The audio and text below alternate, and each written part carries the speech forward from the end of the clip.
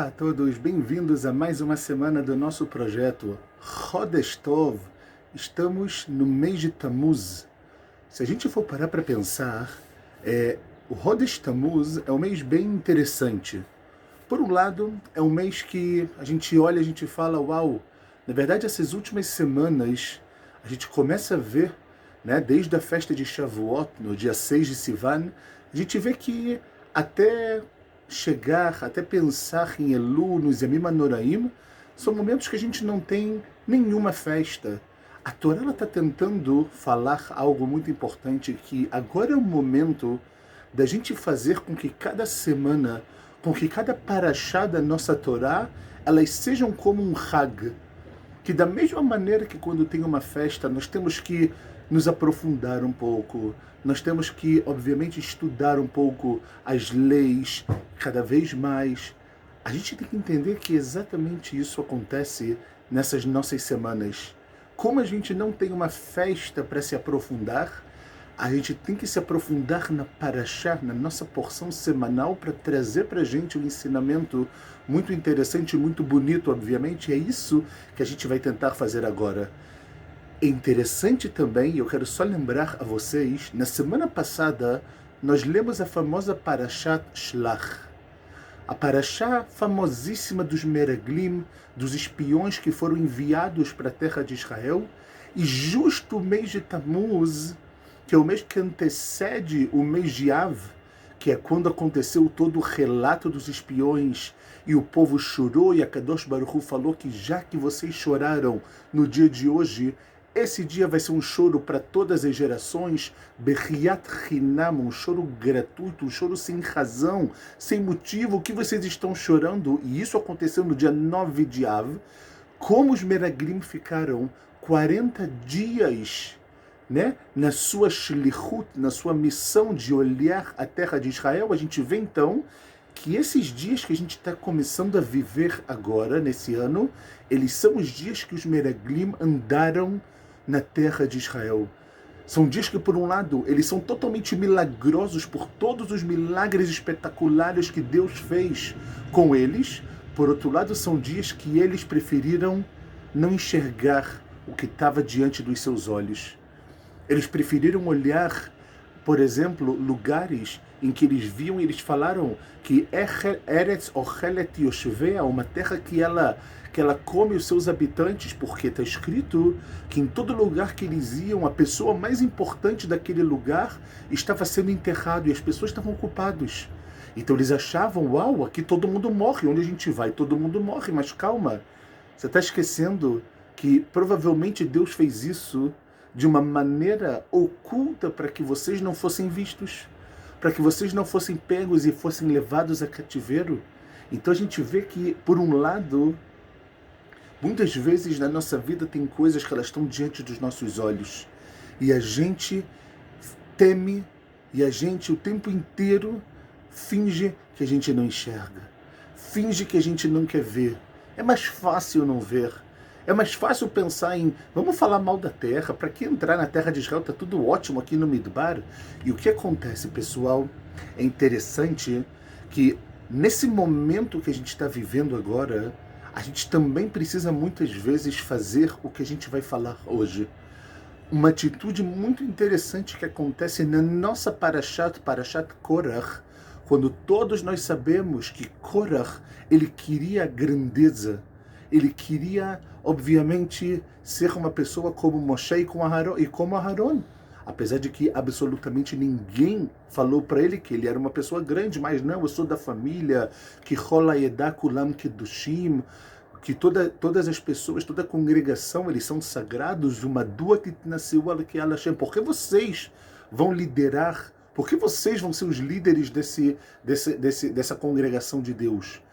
A gente pensa e fala, poxa, Korach era, né? E é interessante que a própria Gemara e o Midrash falam que Korach Pikeachaya, o Maraabastutzo, Korach era uma pessoa muito inteligente. Além dele ser muito rico, ele era muito inteligente. O que ele viu para chegar e tentar, obviamente, acabar com Moshe e tentar acabar com a liderança de Moshe?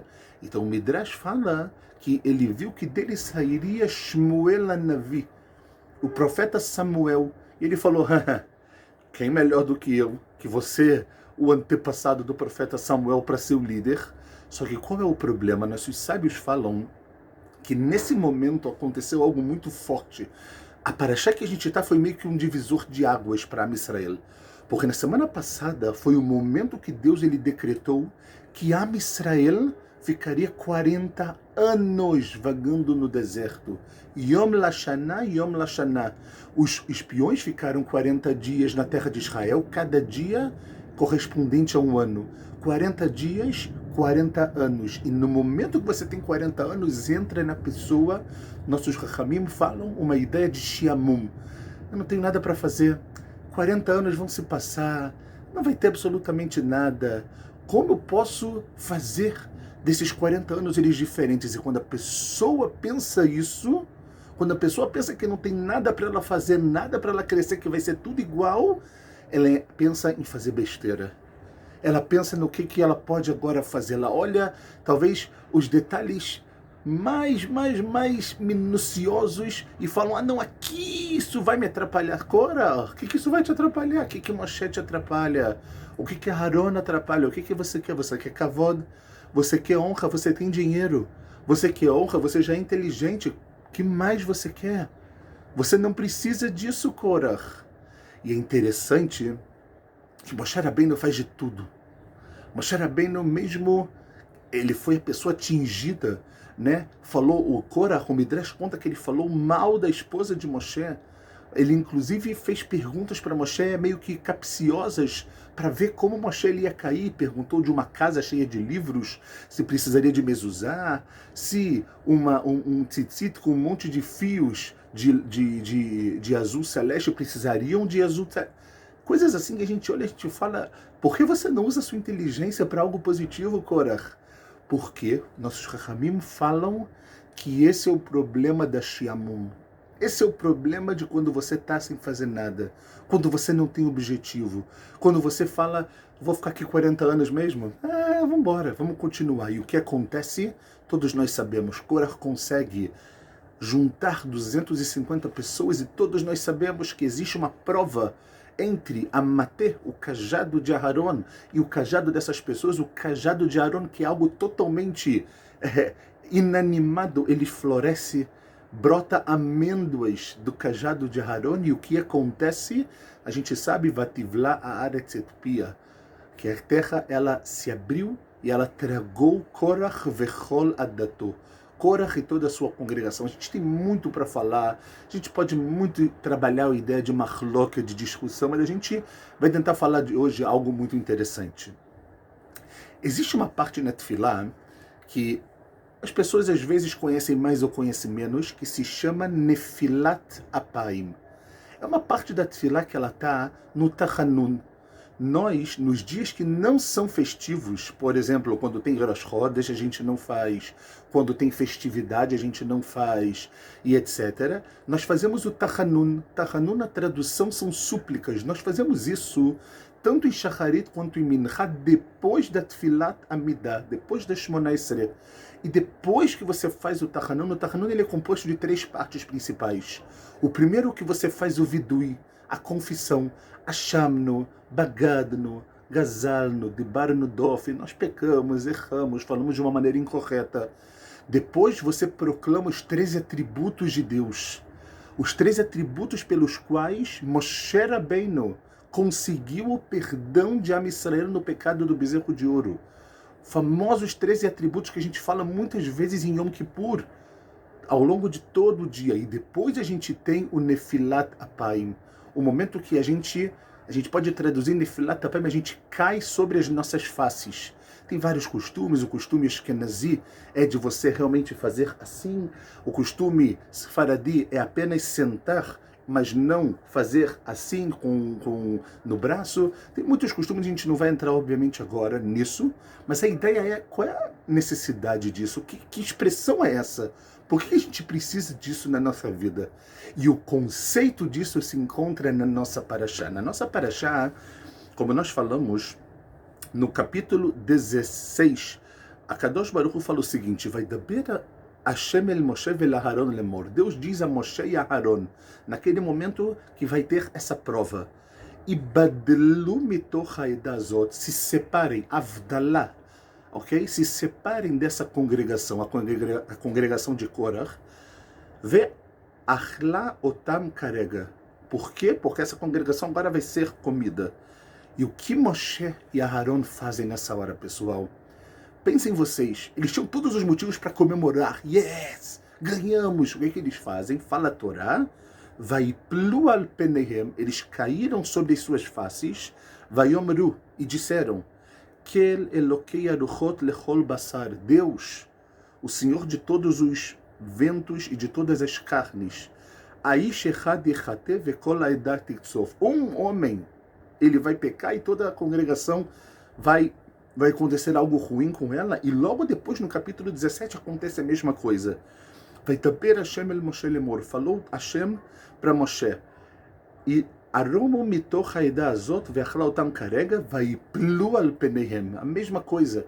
Moshe e Aharon, mais uma vez, eles caíram sobre suas faces. E aí acontece tudo, e aparece o incenso, e etc, etc, etc. O Ibn Ezra, ele responde e fala: o que é isso que eles caíram sobre suas faces? No momento que Deus, ele deu para eles a notícia de que é óbvio que eles seriam salvos, porque eles estão fazendo Ka'asher Tzivah Hashem, como Deus ele ordenou. O Ibn Ezra fala que é Leit Palel. Eles fizeram tefilá, eles fizeram uma oração.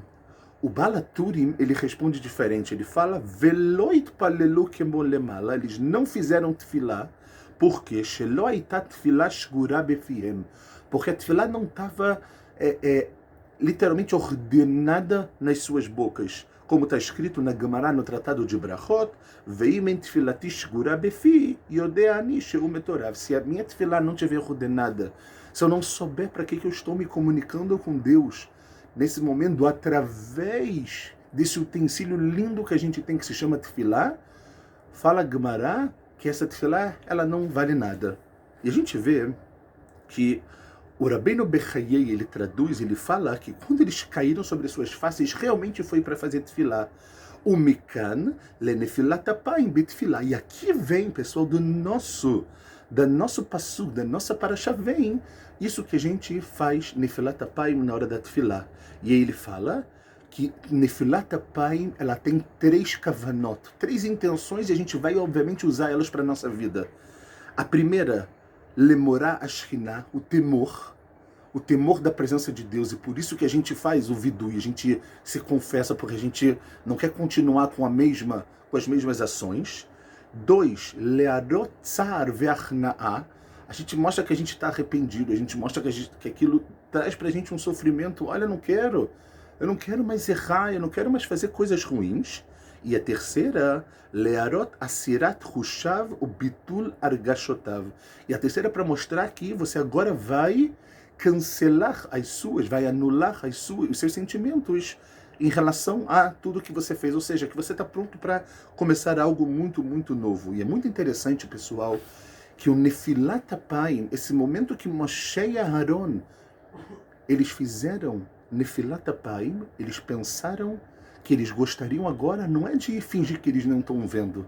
Muita gente fala: olha, eles deixaram de ver, eles caíram sobre as suas faces para não olhar aquilo, mas não olhar aquilo porque eles iam sofrer. Mesmo que eram pessoas que fizeram mal, mesmo que eram pessoas que agiram contra eles. Mas Moshe e Aharon, eles fazem tefilá por aquelas pessoas. Eles fazem tefilá por essas pessoas. E é isso também que aparece muito interessante no Tratado de Brachot sobre Brúria. Brúria é uma das únicas mulheres que aparecem no Tratado da Gemara, em todo o Talmud. Ela era esposa do famoso Rabi Meir, e conta que Rabi Meir, todos os dias, quando ele chegava na sua casa, ele era amaldiçoado, pessoas falavam mal, e palavrões, e etc. E Rabi Meir começou a fazer um Tehillim, ok? E no Tehillim ele falou: que os pecadores sejam apagados da terra. Brúria ouviu aquilo e falou: calma, você está falando errado. No Terrilim, nos Salmos, não está escrito que os pecadores sejam apagados, e sim, Itamu Hataim min haaretz, que os pecados sejam apagados. Não a pessoa, e sim o pecado dela. E exatamente essa lição também, que obviamente ela deve ter aprendido de Moshe e de Aharon, que por mais que fizeram mal a você, por mais que quiseram o seu mal, e quiseram te tirar, e quiseram te envergonhar, mas que a gente sempre tem que ainda lipol al peneihem. A gente sempre tem que ainda cair sobre as nossas faces. E sobre isso, pessoal, tem algo muito interessante, um segredo muito interessante para as pessoas que fazem essa parte na Tefilá. E para quem não faz, olha que coisa linda que a gente pode ganhar na nossa vida quando a gente fizer o Rav Kook, grande Rav Kook, no Kovetz Vav, que ele escreve, ele fala algo muito interessante. Ele falou que no momento, quando a pessoa faz Nefilat Apayim, a pessoa, ela tira, né, da sua consciência o Ra ben Nafsho, o mal de dentro da sua alma, e ele passa a se ocupar com o Tikkun. Ou seja, quando eu confesso, quando eu sei que eu errei, quando eu proclamo os 3 atributos, quando eu caio e falo, Hashem, eu não tenho nada, e depois no final eu levanto, quando a gente fala, Vanar no Lonedá, Deus, se não é você, nada. A pessoa está trabalhando um tikkun, a pessoa está trabalhando um conserto para a sua vida, ok? Então ele fala que a pessoa que faz isso, fala o Rav Kook, o Mimeila, o Tzadik Veyashar Beinav, ele é uma pessoa justa, uma pessoa correta, ok? E ele fala que isso está totalmente errado. Vezeu Yesod Ga'avah, a pessoa pensar nisso só para ela é a base do orgulho, falou Rav Kook. A gente pensou que estava tudo ótimo, mas falou Rav Kook não. Por quê? Omnam, porém, que Sheu metapel bechol et lezakek et nafsho lafoch et tara letov, quando ele quer agora transformar o que é ruim em bom, leafcha meroro lemituko, transformar o que é amargo para algo doce e algo que é escuro para algo que tem luz, o margish vechash et kol machovav aruchanim. Ele começa a sentir de alguma forma todas as dores espirituais. Ve'arei o shafel beinav, o mamri de chushbana. E por isso, falou Rav Kook, que a pessoa ela não tem que pensar apenas nela. Que a pessoa não tem que agora pensar, como ele falou, não, eu vou me reparar, eu vou me consertar. Ele fala que isso é o isodagava. É o orgulho. A pessoa não tem que reparar apenas a ela. É óbvio que ela tem que começar com o reparo da vida dela, mas principalmente a pessoa tem que entender que o ato dela pode transformar muita coisa. Pode transformar o que é amargo no que é doce, o que é escuro no que tem luz, o que é ruim no que é bom. E no Orot HaTshuvah, no grande, famosíssimo livro do Rav Kook, das luzes da Tshuvah, ele fala algo, e com isso a gente vai terminar, que ele fala o seguinte, que uma das bases da Tshuvah, B'machshavato shel Adam, no pensamento do ser humano, o Akarat Achrayut shel Adam al Maasav, é a pessoa reconhecer que ele tem responsabilidade sobre os seus atos. Não pode ser que você faz e pede desculpas sem entender que os seus atos têm uma consequência e você é responsável por cada um deles. Porque isso vem de dentro do que? Do livre-arbítrio que a pessoa ela tem. Vezeu gam ken atochen avidui amechubar mitzvat atshuvah. Isso também é a base do vidui, dessa confissão da Nefilat Apayim que a gente está falando, que se liga com a mitzvah, com o preceito positivo que a gente tem de fazer tshuvah, de voltar. Shemode Adam she'en shum inyan echad, que a pessoa ela reconhece que ela não tem nenhum outro assunto, sheyesh leashimo alachet vetotzaotav, que ela pode obviamente se culpar sobre o pecado e sobre as suas consequências, os seus resultados, que im oto beatzmo, o único culpado é ele mesmo.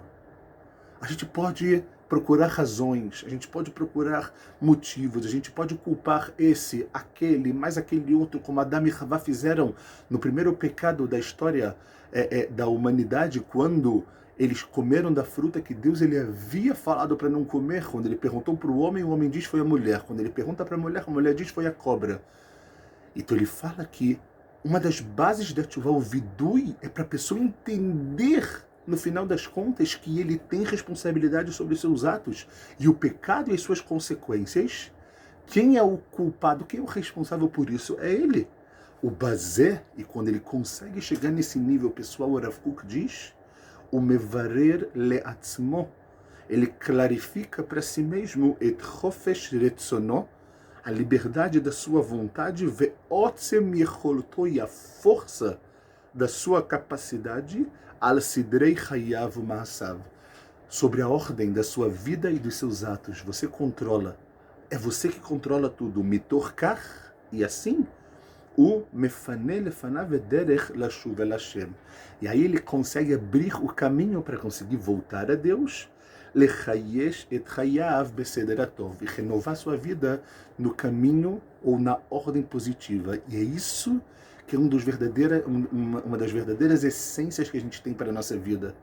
Então a gente vê que do ato de Moshe, do ato de Aharon, de Lipol al Panav, essa nefilá, ela tem um lado de tchuvá, ela tem um lado também de, como a gente falou, de tfilá, para no final das contas mostrar, pessoal, que tudo na vida tem a sua consequência. Muitas vezes elas são imediatas, como foi o caso de Korah. Ele se rebelou e logo depois ele teve o seu castigo. Muitas vezes pode levar a vida toda. Mas o que a gente precisa saber é que o que a gente faz tem a consequência. E o responsável por isso somos cada um de nós. Que possamos pegar para a nossa vida essa harayut, pegar responsabilidade pelo que fazemos, pelo que falamos, pela maneira que agimos, pela maneira que nós nos comportamos com os próximos, para que a gente possa se aprofundar e ver que nós precisamos ser sempre como Moshe e como Aharon, que por mais que sabiam também que eles iam ficar 40 anos no deserto, mas eles fizeram justo ao contrário. Eles transformaram cada dia em algo novo. Eles transformaram cada dia num novo trabalho para se aproximar a Kadosh Baruch Hu e para se aproximar da sua verdadeira missão no mundo. Que a gente tenha esse mérito muito em breve em nossos dias. Shabbat Shalom, Umevorach e Chodesh Tov.